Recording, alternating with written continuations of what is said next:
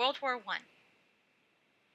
Your objectives are: understand why the U.S. entered World War I, understand how the U.S. prepared for war, understand the propaganda used by the U.S., and describe warfare in World War I. What was life like for soldiers?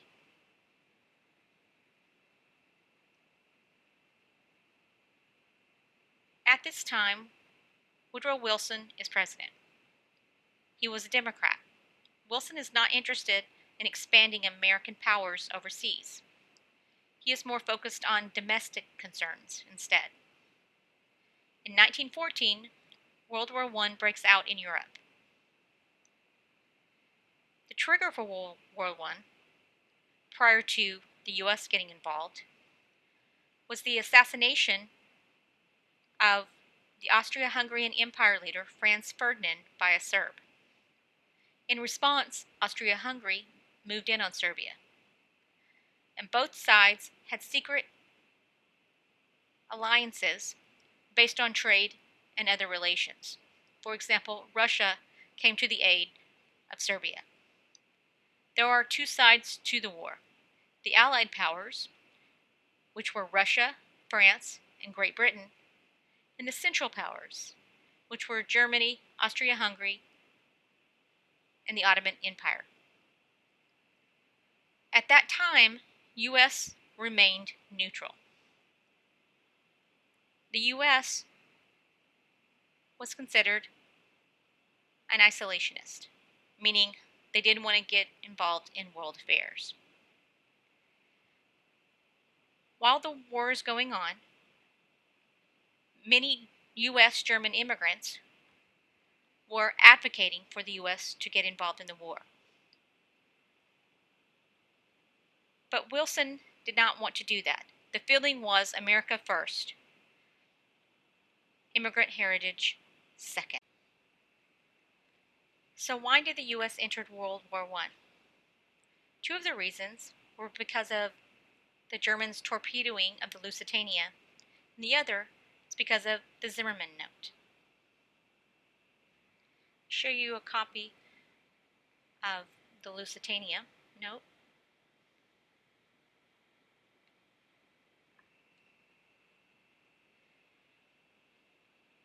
During this time period, Germany had unrestricted submarine warfare. And part of that warfare was U-boats, and they were stealth. This was seen as unfair fighting. And in 1915, Germany torpedoed the Lusitania, which was a British luxury liner. 1,000 people died. 128 of those people were Americans. Germany had warned Americans not to travel on ships headed to the war zone. But America was angry. They said that the U.S. was neutral and that Germany should not have killed them. But the Germans said they bombed the Lusitania because there were ammunitions on board, which was not uncommon to have ammunitions on luxury liners, because that was one way that they could sneak across ammunitions in the war zone. There would be a continued series of attacks by German U-boats on both American and British ships. This endangered the lives of Americans, and it interfered with U.S. economic interests. The other reason was the Zimmermann Note. In 1917, Germany sent a telegram to Mexico, and it was intercepted by British intelligence. The telegram proposed an alliance between Germany and Mexico. It states if Mexico will invade the U.S., Germany will give them back Texas and other former Mexican states, as well as additional compensation. One of the reasons that British intelligence intercepted this telegram and handed it over to the United States was because they wanted the U.S. to be in the war. So, on April 2nd, 1917, the U.S. will enter World War I.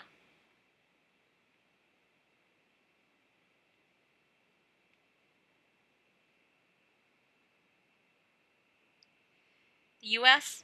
will move from isolationism to foreign involvement.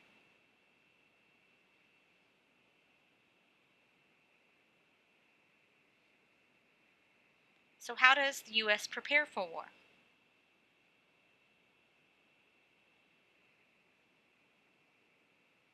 First of all, they have to mobilize for war.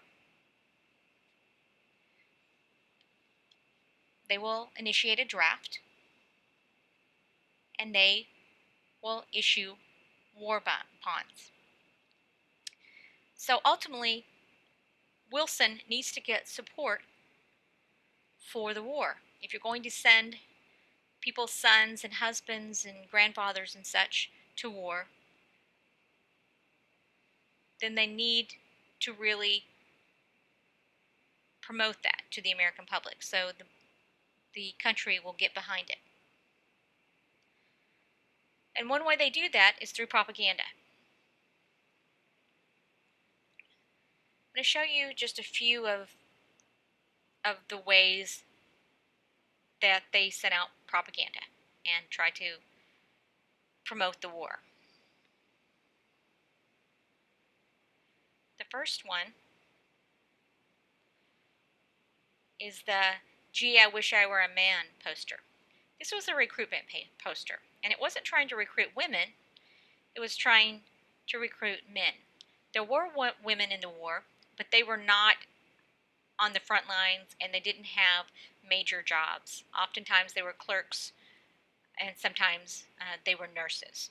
But this is using a woman, sex sells to promote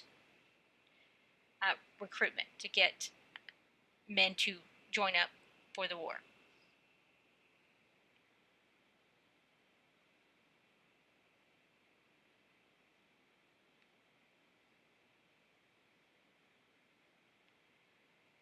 Another poster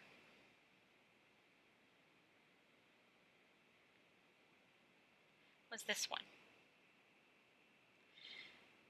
This is the torch of Lady Liberty.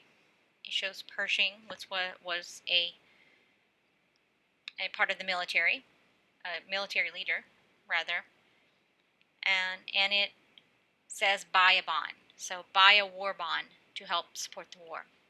And the way war bonds worked was that Americans would buy a bond. Those bonds would bear interest, and then after the war, you would get that interest back.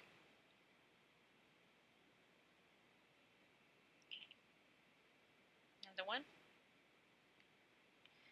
This one I'm not going to show you. I'm just going to talk about it for a few minutes. I will provide this link on Canvas. I actually will provide all of the links that I use in this lecture on Canvas. This is a propaganda film, and it's called The Bond, and it's by Charlie Chaplin. Charlie Chaplin was a British comedic actor, but he was very popular in America. He often brought big crowds to the theater. So he will make this propaganda film encouraging Americans to buy war bonds. What I want you to pay particular attention to in this film is the message. What's depicted in this film. How does he try to get people to buy war bonds? Okay. And I'm not going to play this one either. Again, I will provide this link.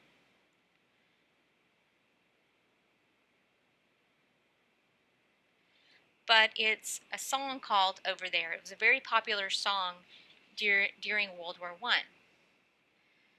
So when you listen to this, again, I want you to pay particular attention to the message. Do you hear patriotic music? What names are mentioned? How are they encouraging Americans to support the war?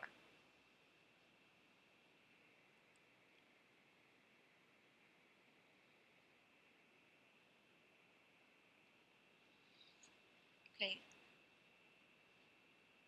life on the home front. So what's going on back home? While the war is going on, what's going on besides mobilization and preparing for what's going on at home?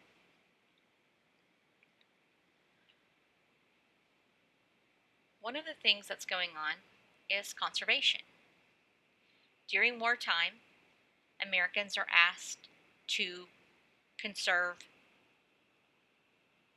a number of different items, particularly crops, right? We need all of our efforts need to be focused on World War I was the thought process.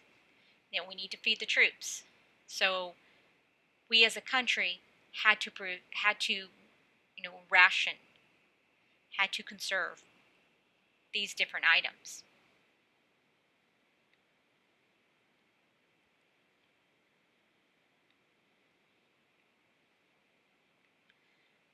Another example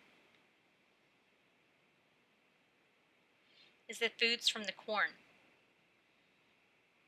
poster. It's kind of the same idea as conservation.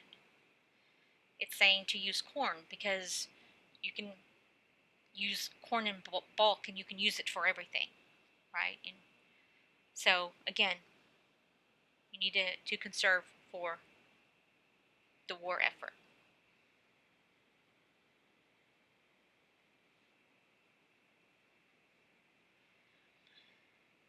Something else that's going on the home front is this campaign called Fit to Fight. So the concern was that we have these young male soldiers going off to war. And oftentimes, before they went off to war, they would go into big cities like New York Cities and kind of have one last hurrah before they go off to war. Well, what was happening is you have young male soldiers going into cities. There are young prostitutes that these young men might frequent. This is supposed to be a prostitute, by the way, on the left on this poster. So the idea was to tell them not to do that, give them warnings of not to do that. One of the problems here is that venereal disease could occur, that these young male soldiers could attract venereal disease. And understand that this time there was not treatment for venereal disease. People died from venereal disease at this time. So it was to stay not only physically fit, but stay morally fit by not engaging in what was deemed as immoral activity. It says, go back to them physically fit and morally clean.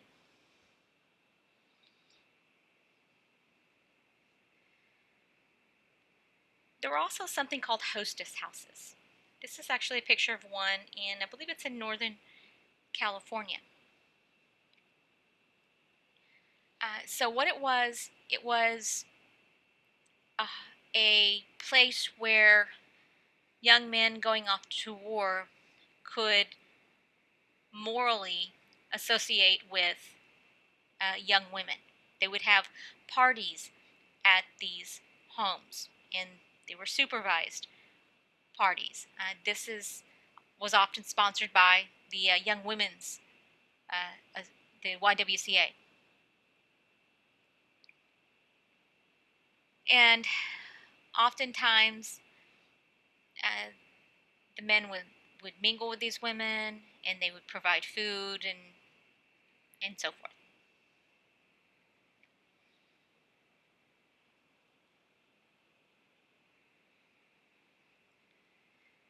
I'm not going to get into the specific battles or talk in depth about the battles. I just wanted to give you a sense of where the battles were. This was a one-front war. The stars here are some of the major battles of where the fighting took place.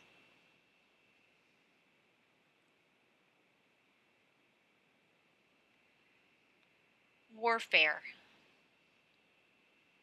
World War I will bring new weapons. One of those weapons was biological warfare.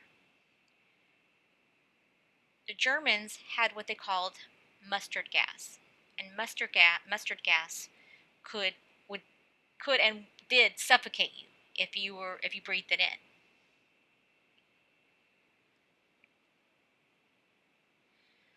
So, because of that, soldiers had to wear gas masks, such as the one seen here.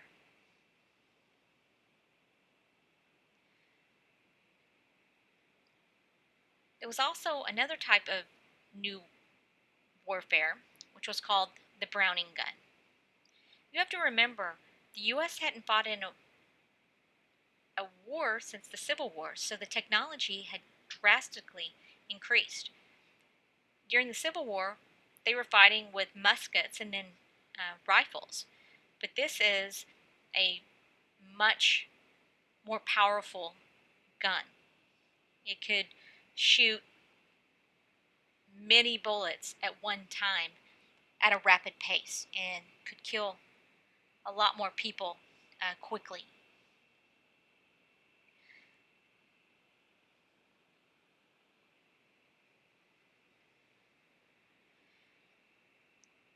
Here is a book that was written about World War I by a former German soldier, and it was called All Quiet on the Western Front. And from this book, there was a couple of movies adapted, both called All Quiet on the Western Front, one in the 1930s and one in the 1970s.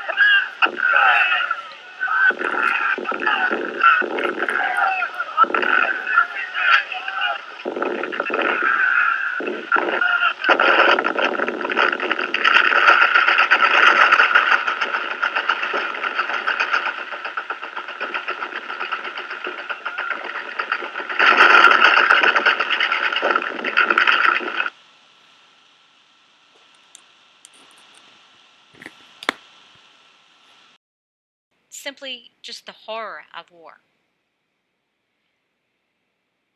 I also want you to notice the type of warfare that's going on here. You notice the guns, the Browning guns, also the fact that it was trench warfare, and also there was barbed wire. And what the barbed wire was used for was to basically herd your opponent into a certain area so you could kill them in large numbers.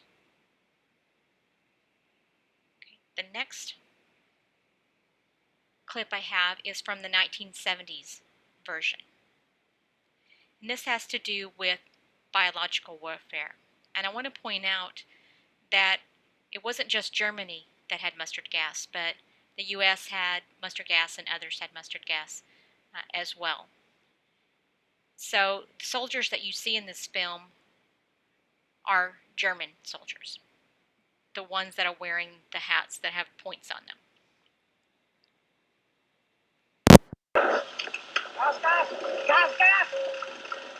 Gas. The most feared, the most obscene weapon of all. We remember the awful sights in the hospital.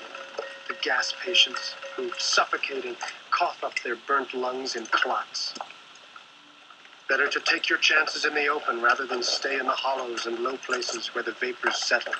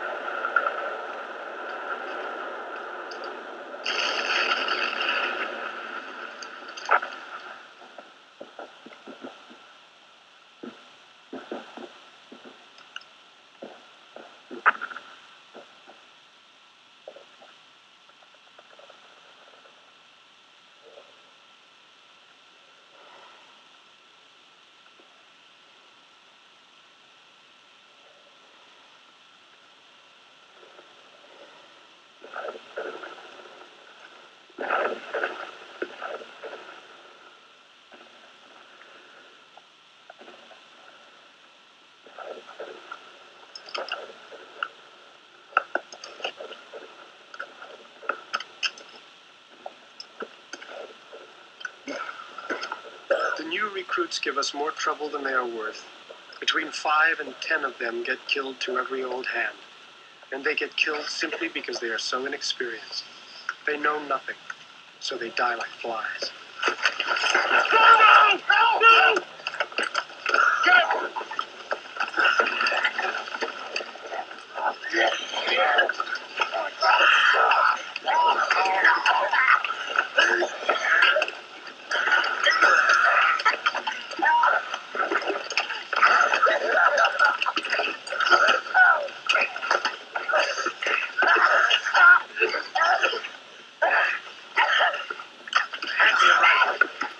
Hand me a rifle.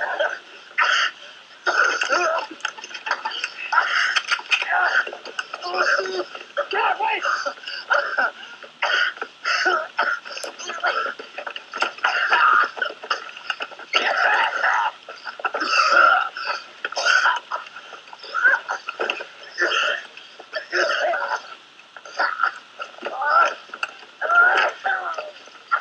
Baby.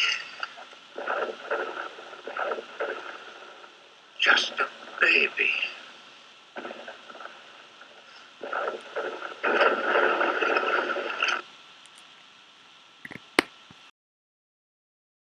Ends with the Treaty of Versailles in 1919.